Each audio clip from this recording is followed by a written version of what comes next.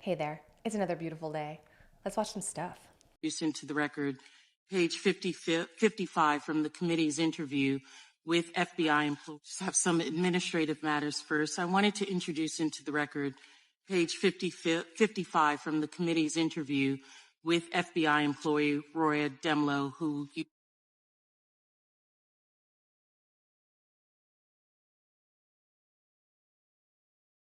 First, I wanted to introduce into the record page 55 from the committee's interview with page 55 from the committee's interview which took place on July 17, 2023. In that,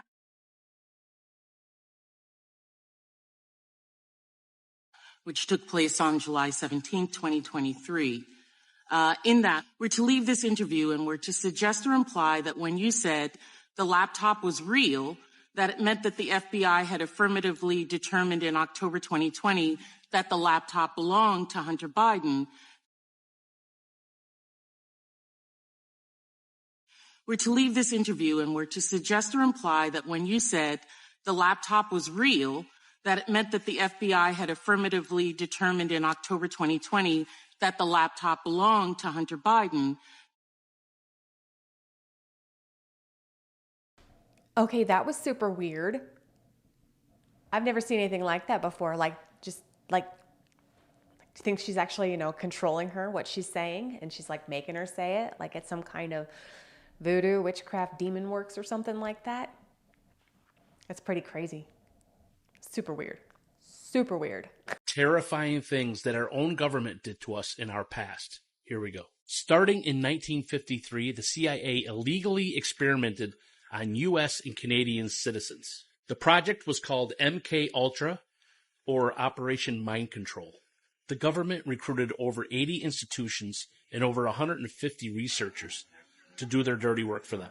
They were using biological and chemical agents on their participants, but the worst of all was the LSD experiments. They would use prisoners, mental patients, and even drug addicts for these experiments. This scene in Stranger Things is actually taken from the MK Ultra experiments, where one patient was given LSD for 174 days in a row. Heroin, morphine, alcohol, marijuana were all used as well. They say that the experiments lasted all the way until 1973. Some people, like Ken Kesey, actually volunteered for this, which led to the electric Kool-Aid acid test in the 1960s. I had no idea that this MK Ultra thing went on for 20 years. That's a crazy amount of time. And I didn't even know also that they were also, taking Canadians in and doing whatever they're doing with them, mind control and everything. That's absolutely crazy. I've never heard of this electric Kool-Aid acid test, so I'm gonna have to look that up and we're gonna learn about it. Not today, but very probably tomorrow. Hey, thanks so much for stopping by. If you're having a good time, please hit that like button and consider subscribing, and then come back tomorrow, because I'm making a new video every day. Using electroculture allows me not to have to fertilize or put down any type of insect killer. In this bed we have an electroculture stick, which is simply copper wire twined in a vortex pattern down around a stick from my yard. The copper is embedded into the soil, and then the top of the copper is pointed toward magnetic north.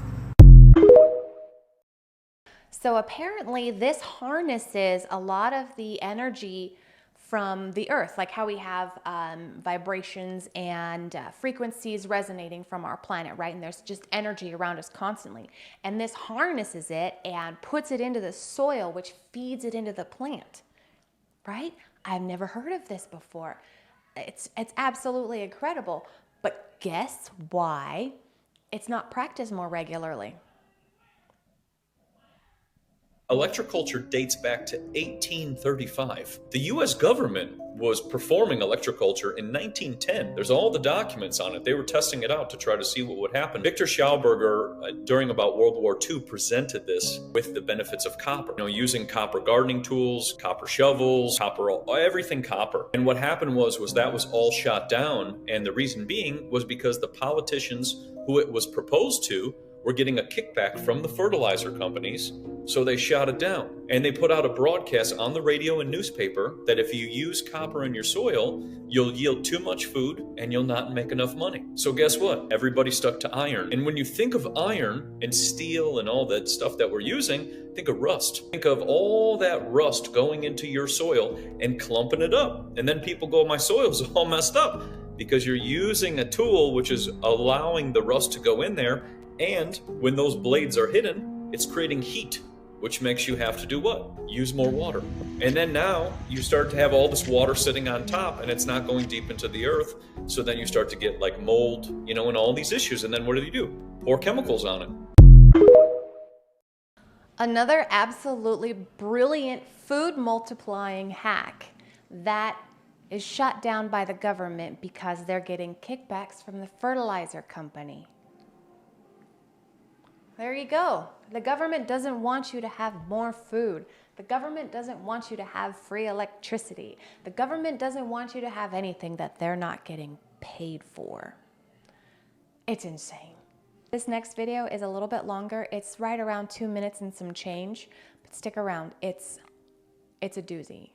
For a little while now, I've been tracking a story. Brain organoids. It sounds like an 80s, 90s sci-fi horror flick.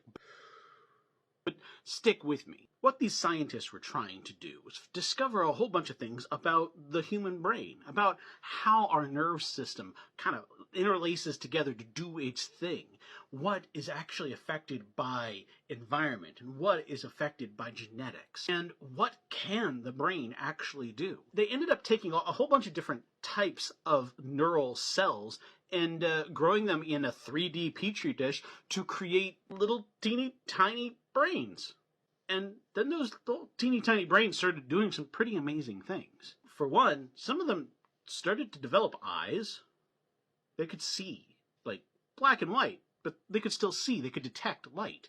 And not only that, they discovered that these things were sentient, not sapient. They weren't self-aware. They were aware of their surroundings. To the point that they could teach these things to play Pong better than a computer could, which was really interesting for computing.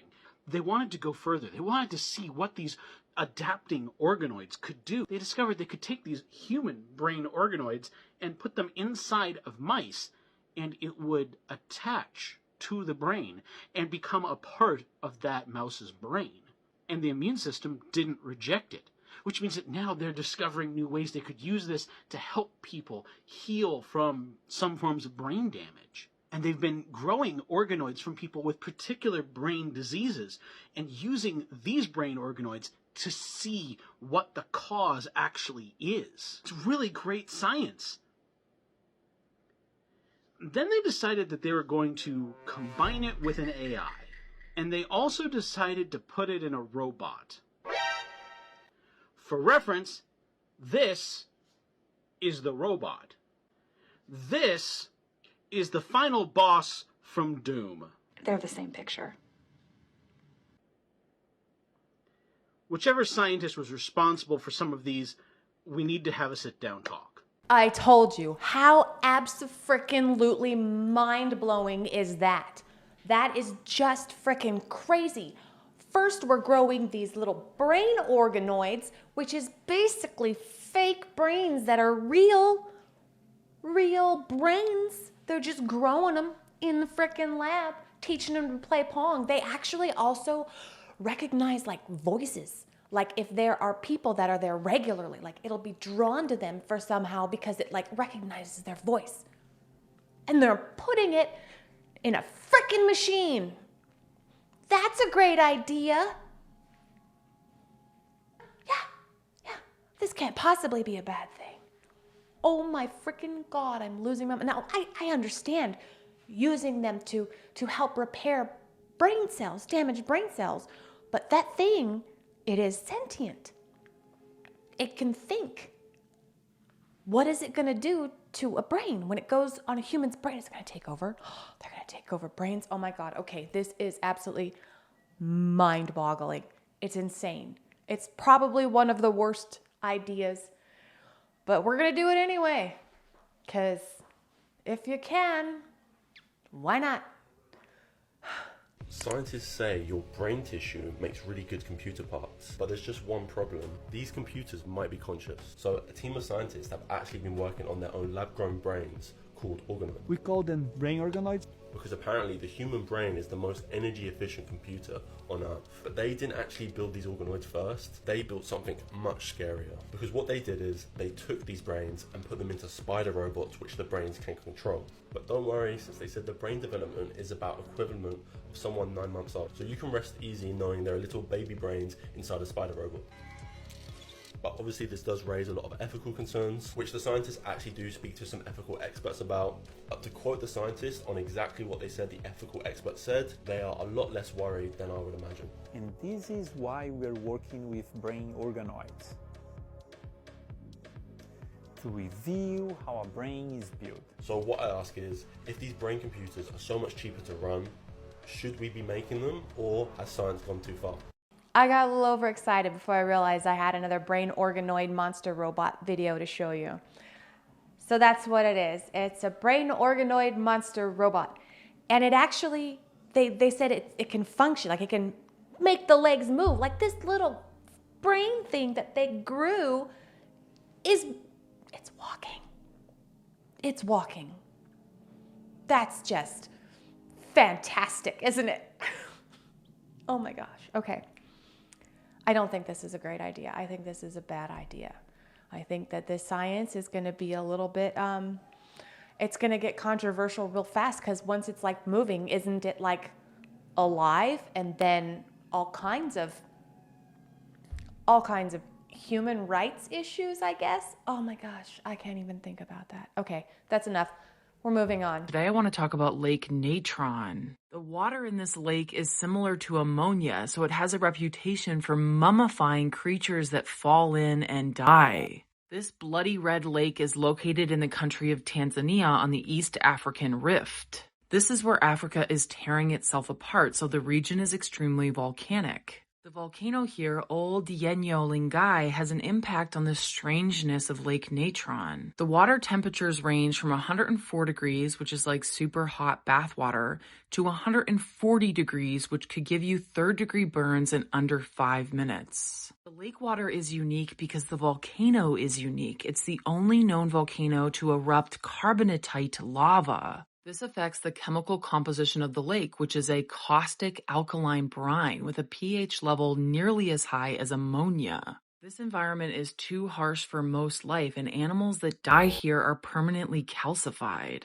If a human died here and their body remained in the water, they would be preserved, their hair and organs still intact hundreds of years later. The chemical composition would dry out the corpse, something similar to what they used in Egypt to preserve mummies. I have to say, these black and white photographs are partially staged. Nick Brandt became famous when he took corpses found along the edges of Lake Natron and posed them. Animals that fall in but don't immediately die succumb to a very slow and terrible death. However, there is one creature that thrives in this toxic environment. You'll find 75% of the world's 32 million lesser volcanoes at Lake Natron. Their bodies have adapted to live here with tough skin and scaly legs that prevent burns from the water. Flamingos are also pink for the same reason that Lake Natron is occasionally red. Microscopic algae and shrimp that are pink because of carotenoids. Lake Natron is a place of both incredible life and death.